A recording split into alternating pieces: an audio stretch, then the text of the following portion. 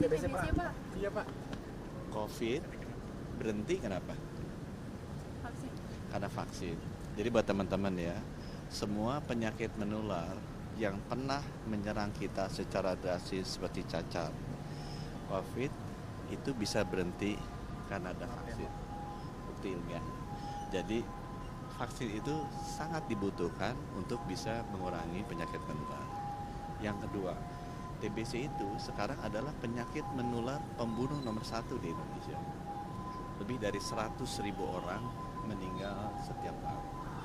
Ini lebih banyak dari COVID kalau dijumlah dalam 5 tahun terakhir.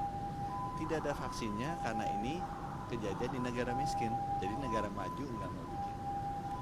Gates Foundation sudah membiayai negara-negara vaksin TBC yang baru, terutama untuk Amerika Latin, Asia, dan Afrika. Ini negara-negara miskin yang banyak TBC.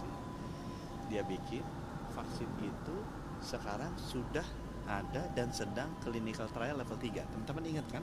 Dulu ada clinical trial level 1, level 2, level 3 itu yang terakhir. Itu dia lakukan di 7 negara.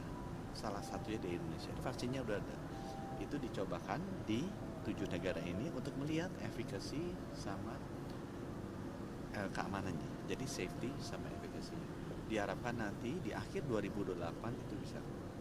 Kenapa Indonesia tertarik untuk menjadi tempat clinical trial level 3? Karena dengan kita lakukan clinical trial level 3, kita bisa tahu lebih dulu kecocokannya dengan orang kita. Karena itu tergantung genetiknya juga ya.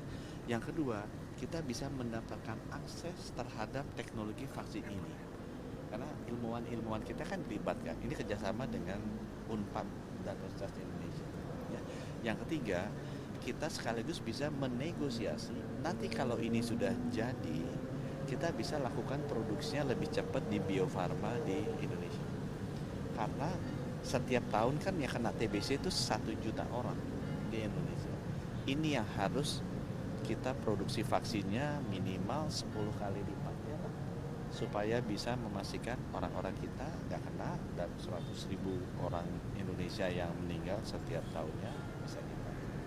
Ini pembahasannya udah mulai, Pak, tapi pembahasannya sudah dimulai. Sudah, clinical trial sudah jalan dan sudah dilakukan oleh tim dari UI dan dari Universitas Pajajaran untuk melakukan clinical trial.